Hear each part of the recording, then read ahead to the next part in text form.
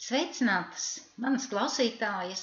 Mēs šodien esam satikušās kopā atkal vienā no principiem, kurā mēs apskatīsim tieši to, cik svarīga ir komunikācija mums vienai starp otru. Jo, manuprāt, tas uzstādījums mans šim principam vai vispār šai tēmai ir sekojošs.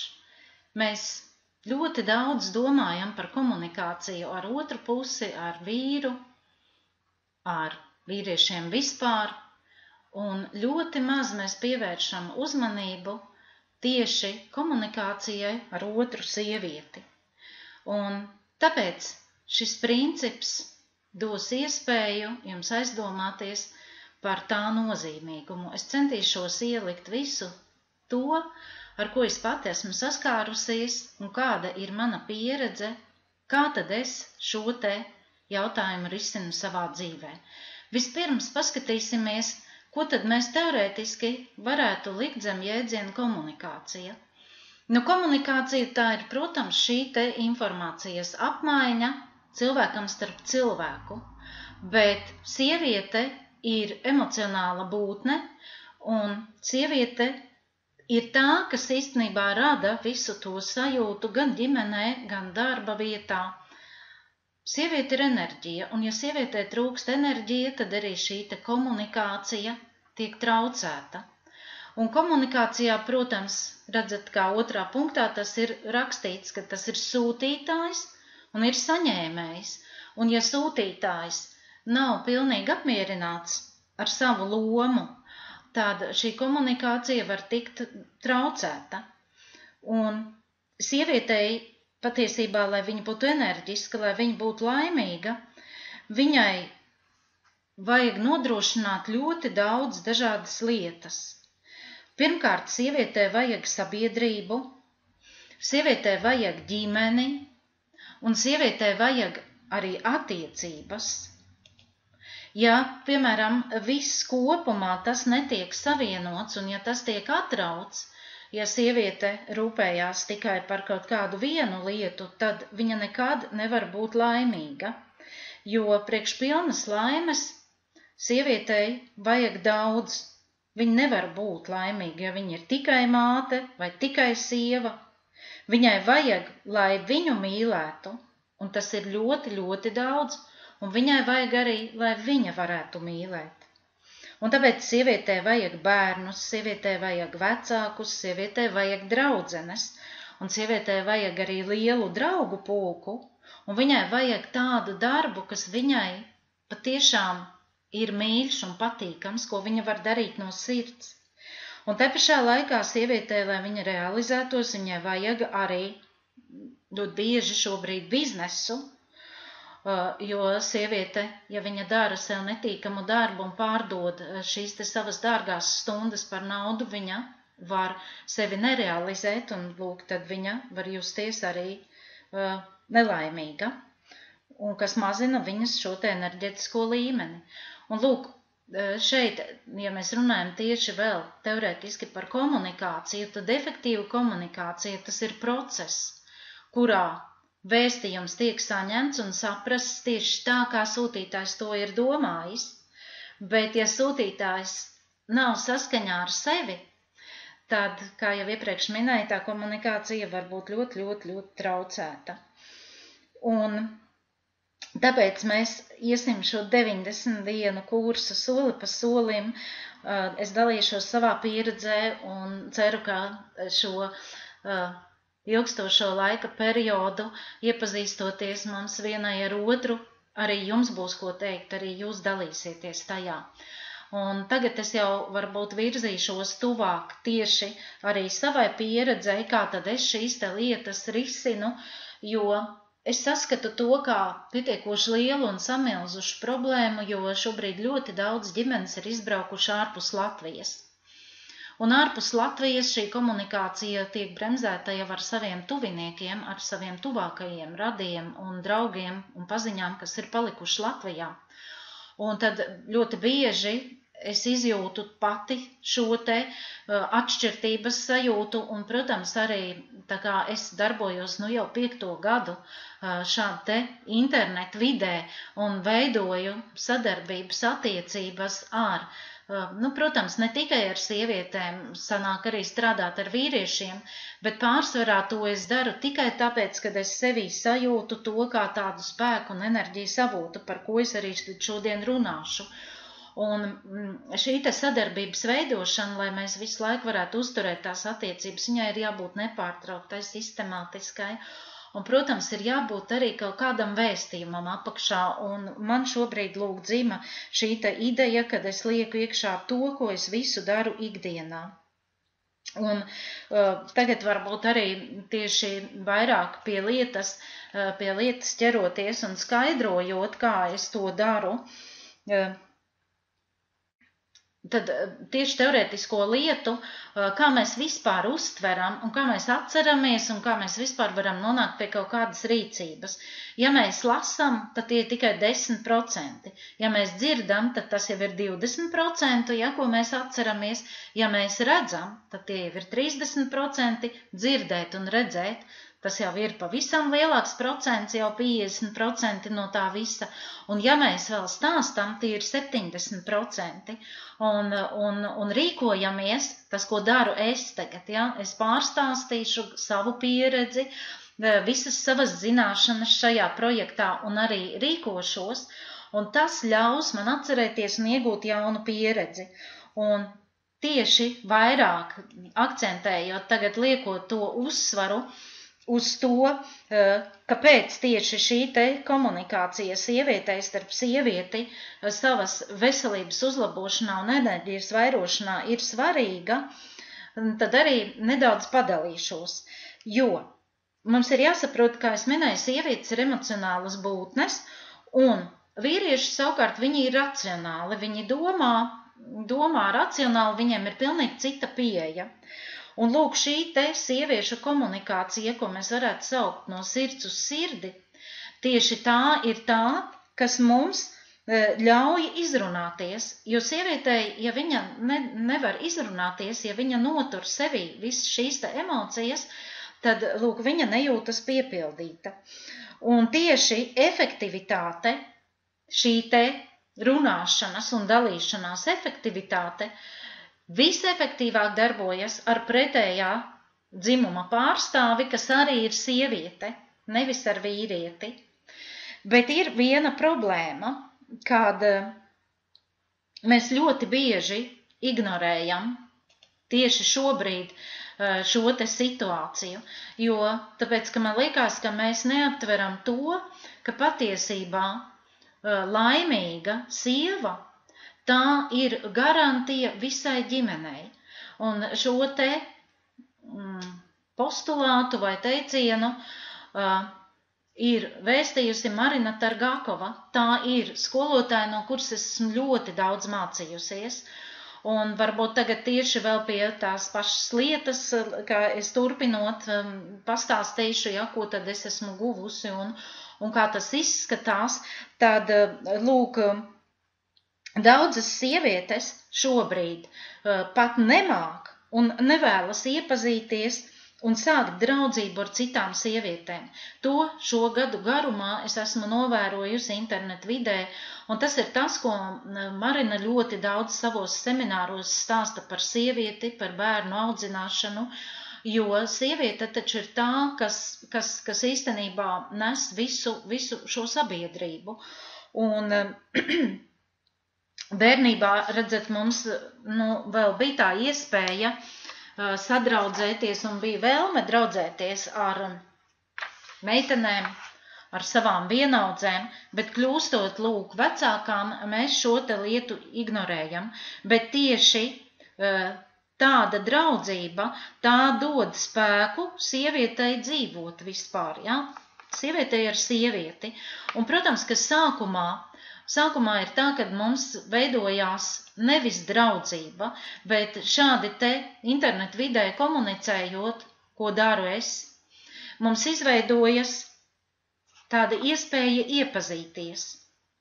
Un tad mēs jau vērtējam cilvēku, vai mums ar viņu var būt kaut kas kopējs, un tikai pēc tam pamazām veidojas šī draudzība. Pa šiem 5 gadiem es nevaru varbūt nosaukt šo sievieti par draudzeni, bet man ir viena sieviete, kas jau patiešām jau būs visi 4 gadi atpakaļ, jāsaka, viņa man internetā uzmeklēja, un tā kā es šo te darbošanos virzu kopā ar arī savu peļņas gūšanas avotu, viņa izteica vēlme, lai es viņai mācītu, kā veidot biznesu internetā, kā kļūt sievietei biznesmenei.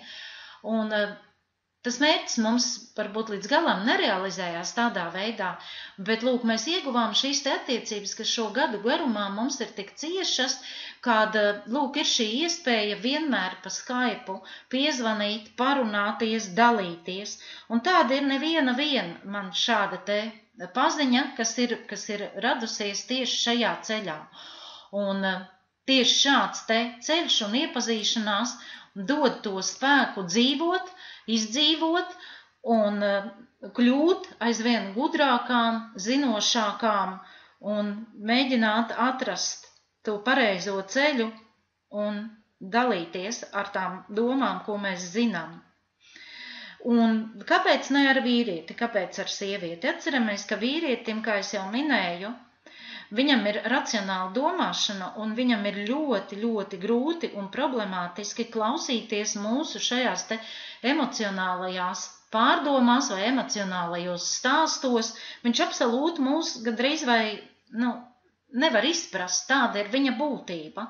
Bet savukārt, ja mēs atrodam sievieti draudzeni, kā es minēju, Marīnu, piemēram, viņa var būt arī pilnīgi skolotāji jums attālināti, cauri internetu vidi, tad tā dod mums pavisam citu gandarījumu, jo šāda te draudzene mums reizē ir arī dombiedrene, kā es minēju, un tikai draudzenes var uzklausīt otru sievieti ar prieku un uzklausīt un atbalstīt, ko vīrietis nekad neizdarīs. Un, protams, arī, piemēram, kādreiz saka, kāda meita ir laba draudzene, bet tomēr meita tā ir mums ļoti cieši radnieciska būtne un radnieciska dvēsele, un nevienmēr mēs meitai varam atklāt tādas lietas, ko mēs varētu atklāt draudzenēm. Un īpaši vērtīga šī te draudzība un komunikācija ir vairāk ar sievietēm, kuras ir jau precētas sievietes un kuras ir laimīgas savā ģimenes dzīvē. Tas nozīmē, ka es tad, kad sāku klausīties Marinu Targakovu, lūk, viņa ir viena no šāda tipa sievietēm, un lai es arī viņu personiski nepazīstu, un tādu, protams, ir ļoti daudz lektoru un lektores, kurus mēs varam klausīties un mācīties, bet, lūk, es varu pat dabūt šo enerģētisko līmeni no viņas un dabūt šo enerģiju, ko viņa no sevis izstaro. Jo tādas sievietes, ko viņas mums dod, viņas kļūst par piemēru un palīdz arī apgūt tieši šo te praktisko pusi. Un tad mēs no šādām sievietēm varam mācīties gan šīs sievišķīgās gudrības vai viltībiņas, tāda sieviete parāda ar savu dzīves piemēru, un tas nozīmē, ka arī praksē tad mēs varam to pielietot. Un komunicējot, tad mēs to iegūstam tā kā visu veselumu kopumu vienā sievietē. Gan mīlestību, gan gudrību, gan pieredzi, gan arī atbalstu, gan arī šo te draudzību, kas mums ir nepieciešama. Un tāda komunikācija dod mums šo piepildījumu, un tādā veidā mēs visu laiku tā kā uzlādējam šo savu enerģētisko lādiņu. Un tāpēc es gribu aicināt un mudināt varbūt uz tādu mājas darbu. Es ielikšu arī rakstiņu tieši pie principa, kas ir manā blogā.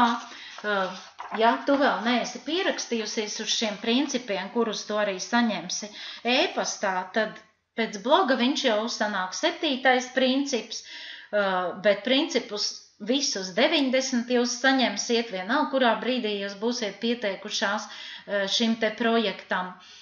Un tas mājas darbs varētu būt tāds, kad mēģini izveidot tādu savu projektu, kādā veidā tu varētu sākt komunicēt ar sievietēm, jo, piemēram, komunikācija ar darba biedrenēm, tas varētu būt ne īpaši tāds veiksmīgs un labs risinājums, jo, redzat, darbā mēs esam zināmā mērā varbūt arī konkurence, bet lūk, šāda te komunikācija, iepazīstoties internetā, komunicējot pavisam ar svešām sievietēm, var izveidot ļoti dziļas un nopietnas attiecības un ļoti dziļu un nopietnu draudzību.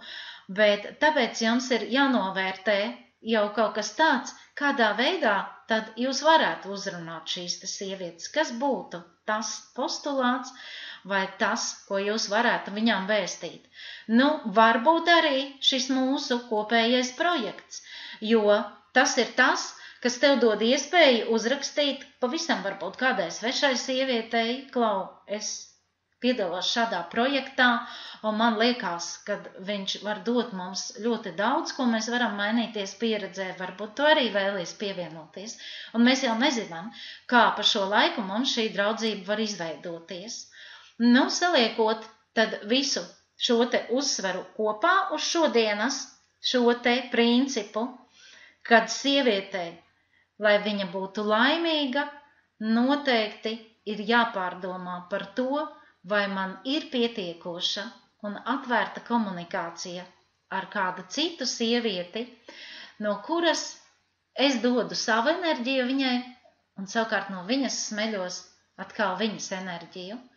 Un nākamie principi jau būs daudz dziļāki un padziļināti tam, ko tad dod šīs te mūsu garās sarunas, un tālāk mēs pāriesim arī pie draudzības, cik svarīgi sievietē ir arī draudzene un draudzenes atbalsts. Tas bija šāds mans ieskats un mana pieredze, kad man jautā, vai saka, es varu apbrīnot tevi, ka tu visu šo gadu garumā ņemies internetā un ka tu visu laiku kaut ko meklē, kaut ko piedāvā, kaut ko raksti un kaut ko dari. Bet tas ir tikai tāpēc, kad es realizējos kā sieviete, jo esot ārpus Latvijas, es sapratu, ka laikam ir pienācis tas brīdis, vai patiešām ir pienācis tas posms, kad tā kā Marina saka, nobeidzot šo semināru, Marinai Tergākavai ir ļoti labs teiciens, kad kā meitene tu piedzimi, bet kā sieviete tev ir jākļūst. Un sieviete veidojās visa mūža garumā. Un par savukārt sievieti, kā par meiteni vai jauneklīgu sievieti, var saukt tajā gadījumā, ja viņa visa mūža garumā ir apmācāma. Ko tas nozīmē? Tas nozīmē, ka viņa ir gatava visu laiku mācīties, pilnveidoties un arī realizēties, jo zināšanas vien tā ir nulles vērtība. Bet redzējāt, 90% mums ļauj atcerēties visu to, ko mēs esam iemācījušās, ir tikai rīkojoties. Un tāpēc paldies, ka tu esi šajā projektā ar mani. Un komentē noteikti, ja tu atrodi YouTube šo video. Es ļoti gaidu un būšu pateicīga par taviem komentāriem šajā jautājumā, kurus tu atstāsi Facebookā, piemēram, zem mūsu šī te principa, vai arī blogā, jo blogā arī ir tā iespēja. Ja rodas kaut kādas neskaidrības, noteikti uzdod man jautājumus arī e-pastā. Ar tevi kopā bija Inga un Petersone, un man patiesi prieks, es tevi neredzu, bet es tevi enerģētiski sajūtu, kā sievieti, kura meklē un arī grib kaut ko jaunu apgūt un vairot sevi šo sievišķo enerģiju. Uz tikšanos!